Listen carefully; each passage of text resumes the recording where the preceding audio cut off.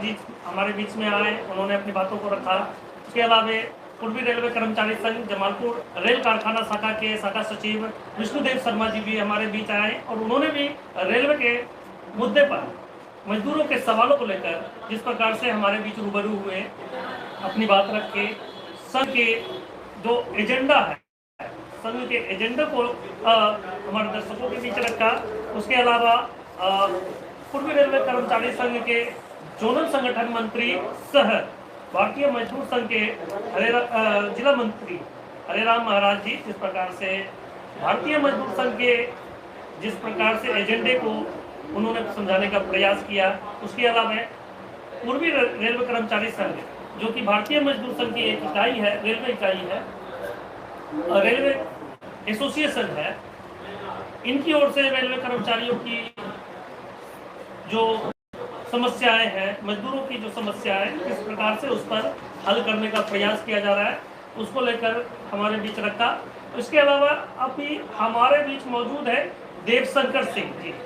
देवशंकर सिंह जी जो कि पूर्वी रेलवे कर्मचारी संघ के अभी वर्तमान सदस्य बने हैं, जो कि इससे पहले उत्तर रेलवे के जगधारी जो रेल कारखाना है वहां से ये म्यूचुअल ट्रांसफर कराने के उपरांत ऑन रिक्वेस्ट ट्रांसफर के माध्यम से वो जमालपुर रेल कारखाना में अभी मौजूद है।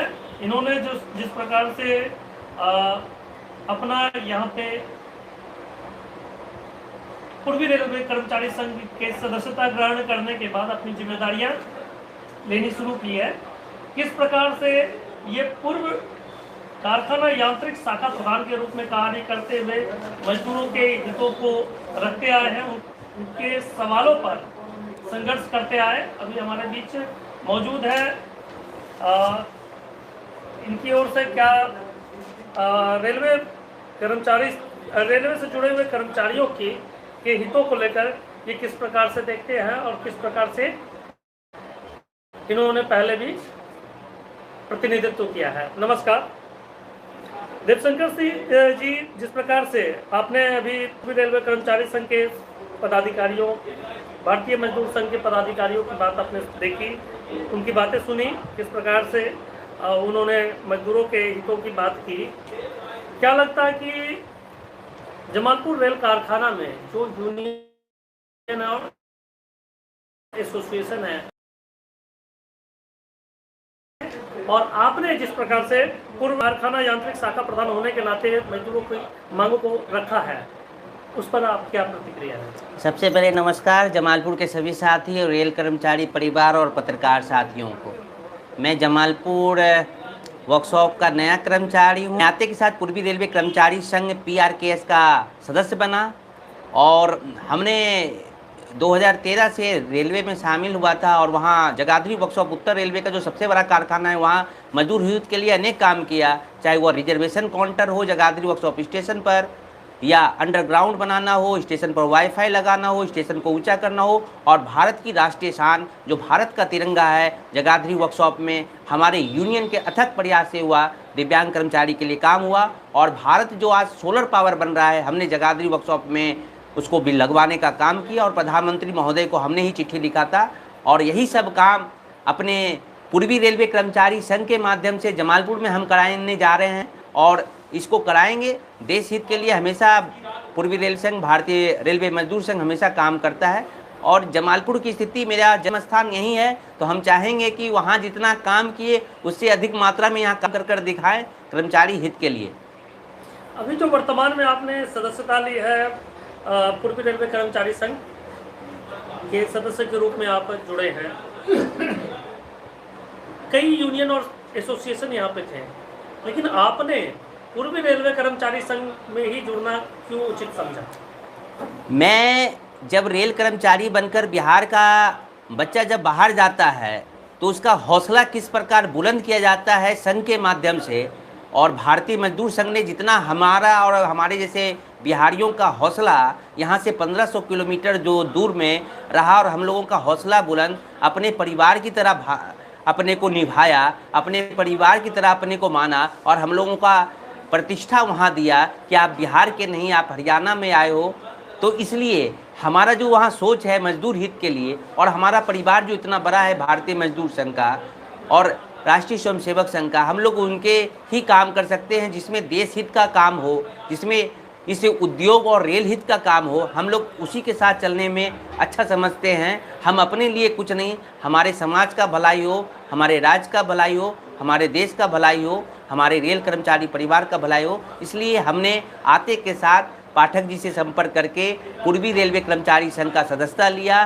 और जो यूनियन और एसोसिएशन है वो क्या काम करती है, वहाँ भी क्या काम करती थी, वो भली भांति मैं जब यहाँ के कार्यक्रम में जाऊँगा गेट मीटिंग में तो बताऊँगा किस प्रकार बिहारियों के साथ छलावा किया जाता है, ये हम बताएंगे। लेकिन आज पूर्वी रेलवे कर्मचारी संघ का सदस्य बनना अपने आप में ही गर्व की बात है, क्योंकि भारतीय रेलवे मजदूर संघ और भारतीय मजदूर संघ 5000 से अधिक संस्थानों में, उद्योगों में अपना सेवा दे रही है अपने संघर्ष के कारण अच्छे सेवा के लिए। इसलिए हमने भारतीय मजदूर संघ का, भारतीय रेलवे मजदूर संघ का एक शाखा जो ईस्टर्न रेलवे में है, पूर्वी रेलवे कर्मचारी संघ में ही शामिल होने का निर्णय लिया। आपने जिस प्रकार से पूर्वी रेलवे कर्मचारी संघ की सदस्यता ग्रहण की, आपने अभी पूर्वी रेलवे कर्मचारी संघ और भारतीय मजदूर संघ के पदाधिकारियों को भी आपने सुना किस प्रकार से भारतीय मजदूर संघ की और पूर्वी रेलवे कर्मचारी संघ की उपलब्धियों को इन्होंने गिनाया। इन्होंने मजदूर के हितों को लेकर जिस प्रकार से अपने योगदान दिए, इसको भी उन्होंने बताने का प्रयास किया।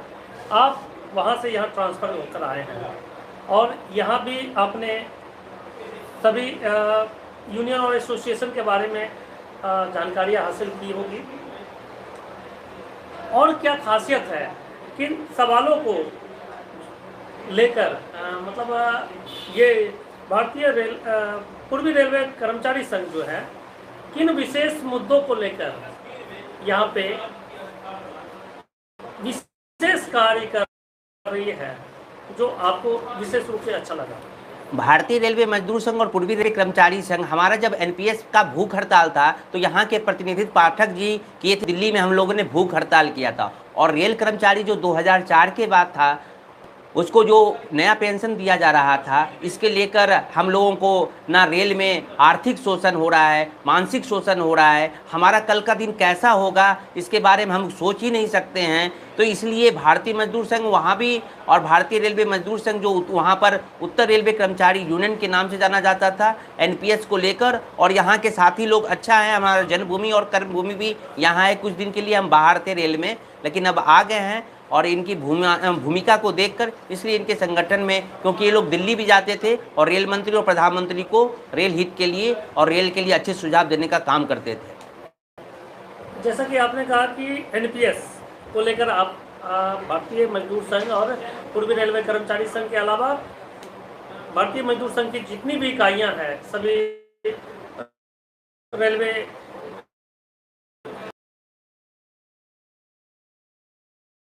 अपनी आवाज उठाए। क्या बुनियादी सुधार अब तक एनपीएस में हुआ है? बुनियादी इसके लिए उस पर 10% करते, 10% हमारा हिस्सा कटता था तो भारत सरकार भी उस पर 10% देती थी। अब यह 10% से हटकर वो 14% हो गया है, जिसमें रेल कर्मचारी को एक अच्छी बात हुई है और 10 साल के बाद उस पर निकाल सकते हैं। और इस पर और सुधार करने की ज़रूरत है। और सुधार करने की क्या ज़रूरत है? भारतीय रेलवे मजदूर संघ और पूर्वी रेलवे कर्मचारी संघ इसको एनपीएस को अपनी मेहनत से और लगन से प्रयास कर कर पुरानी पेंशन रेल कर्मचारी को दिलाने का प्रयास करेगी। इसलिए हम लोग पूर्वी रेलवे कर्मचारी संघ और राष्ट्र हित के लिए जो काम करता है और रेल हित के लिए जो काम करता है, हम लोग उसके साथ हैं। आप जमालपुर रेल नगरी क्षेत्र के निवासी हैं और यहाँ पे आप उत्तर रेलवे से ऑन रिक्वेस्ट ट्रांसफ़र के माध्यम से यहाँ आए हैं। कई कर्मचारी जो कि रेलवे कर्मचारी जो कि यहाँ से के निवासी होने के बावजूद बाहर कार्यरत हैं और या तो ऑन रिक्वेस्ट ट्रांसफ़र के माध्यम से या म्यूचुअल ट्रांसफ़र के माध्यम से अपने क्षेत्र आते हैं। पहले ये समस्याएं थी कि लोग का यहाँ आना बहुत कठिन था। इस दिशा में पूर्वी रेलवे कर्मचारी संघ का क्या स्टैंड है और इसको किस हद तक देखती है?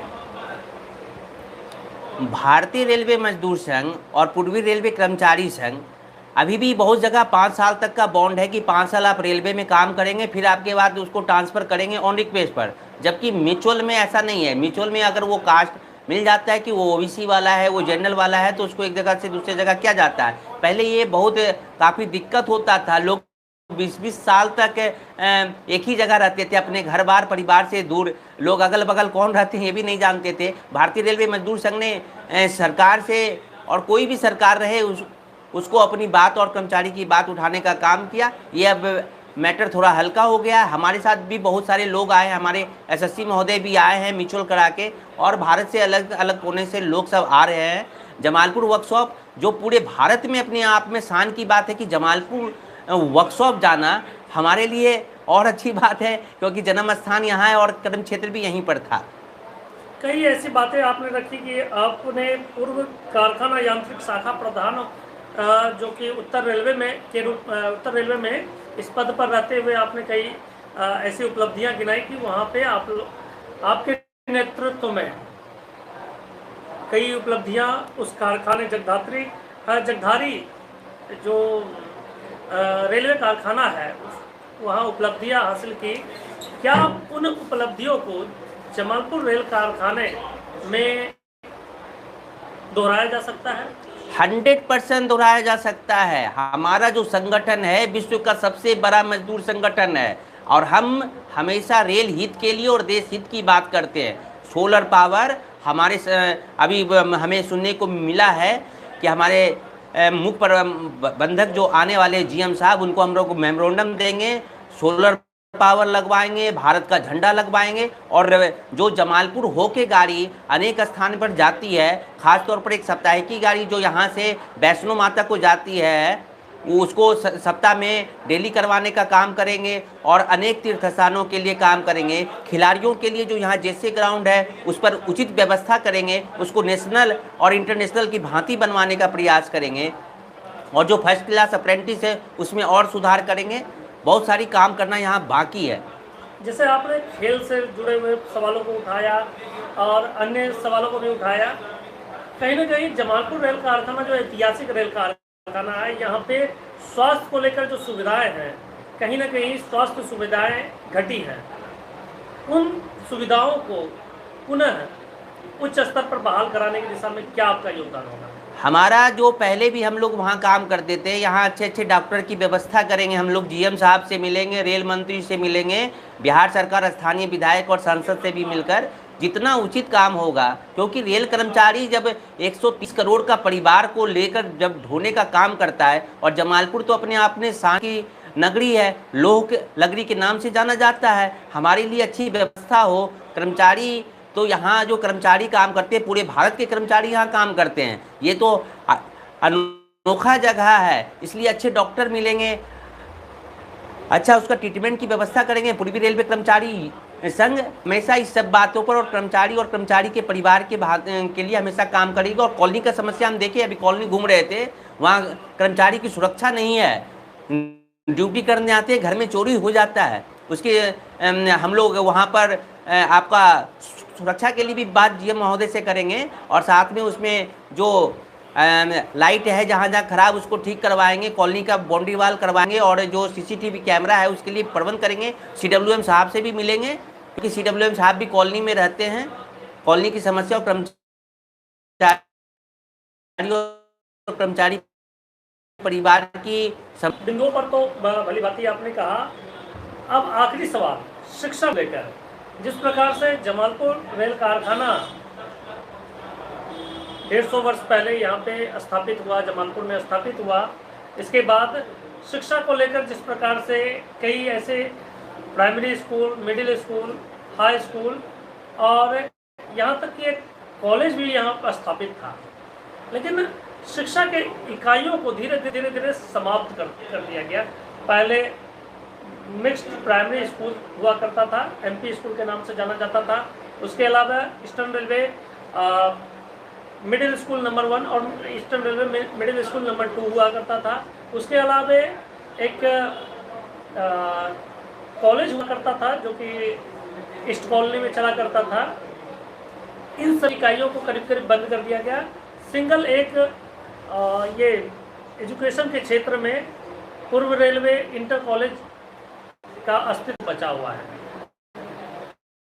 क्या लगता है कि शिक्षा को लेकर भी रेलवे जो जिस प्रकार से सभी इकाइयाँ बंद कर दी है, अभी यहाँ तक कि SCR पढ़ाई होती थी उसको भी यहाँ समाप्त कर दिया गया है। इर्मी की जो भी स्थितियाँ थी कहीं ना कहीं पहले की अपेक्षा डमाडोल हुई है, जो कि 150 वर्ष पुराना, करीब 100 वर्ष से अधिक पुराना इर्मी भी है, करीब 150 वर्ष उसके भी पूरे हो चले हैं। तो ये सारी इकाइयाँ जो कि बंद हो चुकी है या कुछ बंद होने के कगार पे है। शिक्षा के क्षेत्र में किस प्रकार से सुधार करके, जैसा कि मांग भी यहाँ के लोगों की मांग है कि यहाँ पे रेलवे विश्वविद्यालय की स्थापना हो, इन सवालों को लेकर क्या आपकी राय है?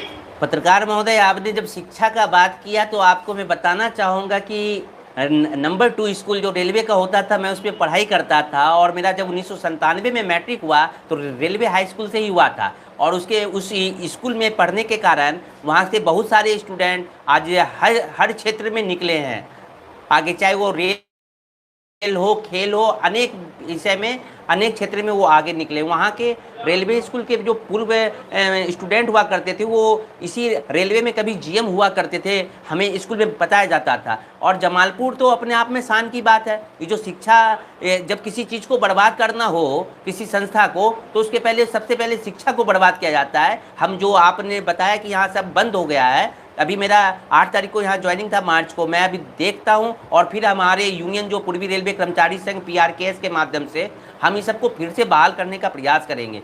शिक्षा मनुष्य के लिए सबसे बड़ी बात होती है और रेल कर्मचारी परिवार के लिए अच्छी गुणवत्ता वाली शिक्षा यहाँ मिले, हम यही प्रयास करेंगे। क्योंकि मैं भी इसी स्कूल में पढ़ता था, रेलवे स्कूल में, इसलिए हम इसके लिए बहुत अच्छा प्रयास करेंगे और करना भी चाहिए मेरे को।